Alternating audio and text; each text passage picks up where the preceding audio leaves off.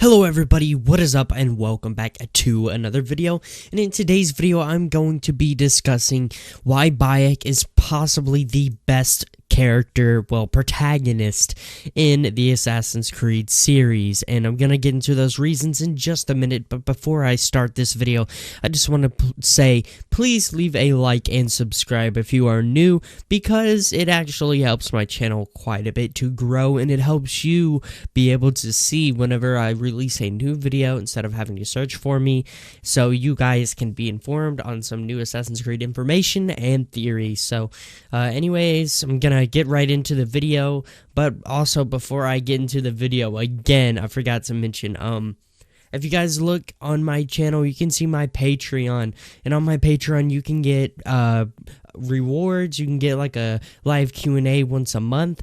You can get behind the scenes videos from me. You can get a personal thank you message. You can be on my videos on a supporters list, and I really appreciate everything you guys do. I'm not saying you have to be a part of my Patreon, but if you would like to support my channel even further, then you can do that. So without any further ado, let's get right into the video.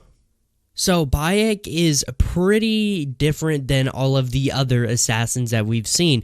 He is really serious, but he doesn't really seem to joke around too much, which he's pretty much mostly like Altair. I'd say out of all of the assassins, the one that he is most like would be Altair, because he is serious, but Altair is very arrogant. But Bayek does not seem to be arrogant at all from what we've seen in any of the videos so far, and he actually seems to really care about the people a lot, but he's a really serious person at the same time, so he doesn't really show it too much, I don't think.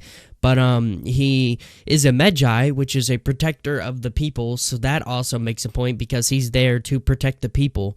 And whenever in the gameplay demo at E3, he was celebrated for coming back, the whole town was like, hey, it's a Magi, wow, it's so cool, he's come to protect us, and all of that stuff. So I mean, I think that he is thought to be a really good person for the community, so I think he's honestly gonna be a really good character, because some people didn't like how Altair was really arrogant and didn't exactly care about the Brotherhood too much. He mainly cared about himself, and which people also wouldn't like Bayek because he's not like Ezio, to where Ezio's really funny all the time. And I think Bayek will be liked overall, probably the most, in my opinion, because it's not like he's just going to be a bland character the whole time. I think that he's going to have some moments where he jokes around a lot, because every character does in the series at some point have some sort of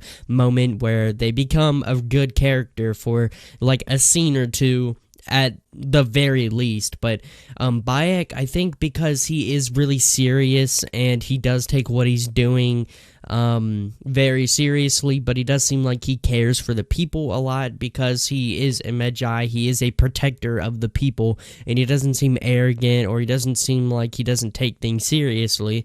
I think that'll be a really good thing for the main protagonist of this game, so I think it's going to be pretty good for his character to be like that. Another thing is, whenever he forms the Brotherhood, I think he's also going to take it seriously, because he's like the last Magi, which means that he's going to have to form a new thing, which means that whenever the Brotherhood comes, he's basically going to treat it just like him being a Magi, which I think he's going to still call himself a Magi. That's just my opinion, but he's going to be a part of the Magi Brotherhood or something like that, and then it's just going to be called the Assassin Brotherhood or something like that.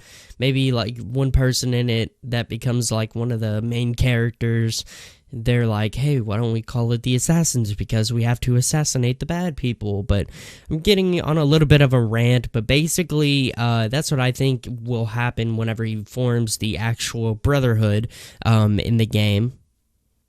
Another thing is that he does seem organized and smart because of the way he goes about things in the cutscenes. He just seems like he's a really smart dude, and he just seems like an organized person overall, not like kind of sloppy with what he does. Like, I think Ezio's kind of sloppy with the way he just, like, goes about doing things.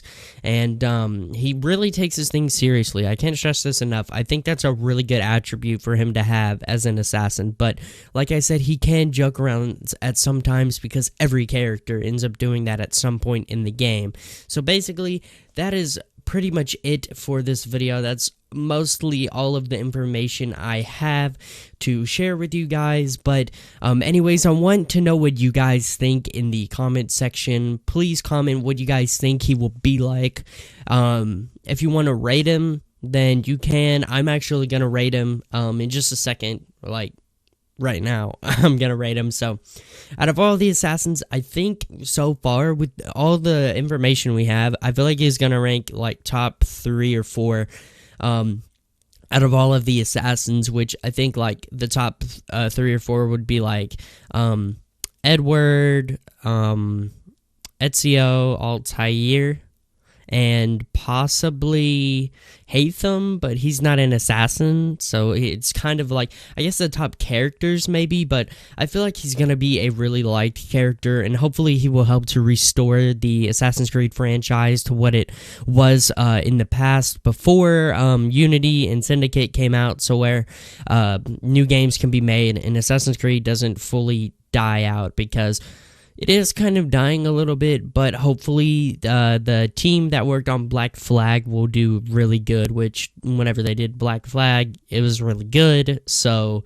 I mean, hopefully the game will be good. I really hope it is, which so far it does seem amazing to me. Like, if you saw that like 18-minute video on IGN that just came out, the most recent one that I did a video on, you can see that he can follow the kids around, and they go to Memphis, which is their home, and you can actually like visit them and stuff, which means you can interact with like everything. If you're in the middle of some mission and you see another mission and you can like just kill a guy really quickly, you can just go and do that and it doesn't reset your progress, which I think that's really awesome because it keeps up with the whole entire game and it just gives an amazing feel to open world that I don't really think has been done in the past. And hopefully this gets like game of the year, because for me this seems really amazing, and hopefully I will be able to record the game whenever it comes out, because I am going to be getting the gold edition.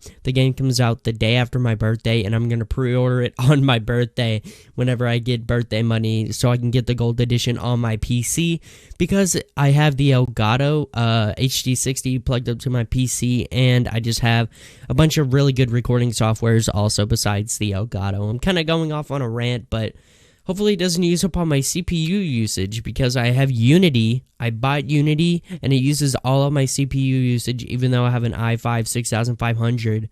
And I also have a really good graphics card too, which the graphics card doesn't really matter that much because it does matter on the CPU in Unity. But hopefully Origins does not use all of my CPU, because I wouldn't be able to record it, because it would be really choppy and really bad.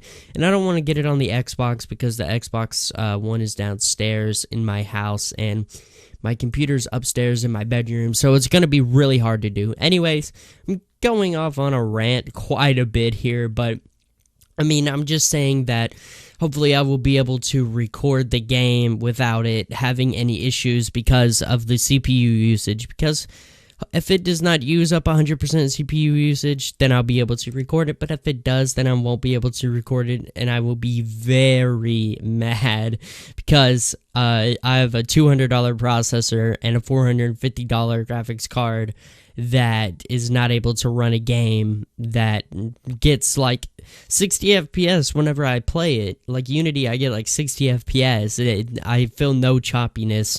But whenever I try to record it, it's just so bad. I don't know why. I've used like AMD recording software that I have that uses like no CPU usage. It uses like 2 to 3 it says like 2 to 5% on it. But anyways, I'm going off on a mega rant, but I mean, this kind of has to do with it. It just deals with Origins, me being able to record it or not. But thank you guys for sticking with me throughout this whole entire video if you have. But yeah, leave a like, subscribe, and comment if you think he's going to be a really good character. But yeah, anyways, guys, hope you guys enjoyed, and I'll see you all in the next video.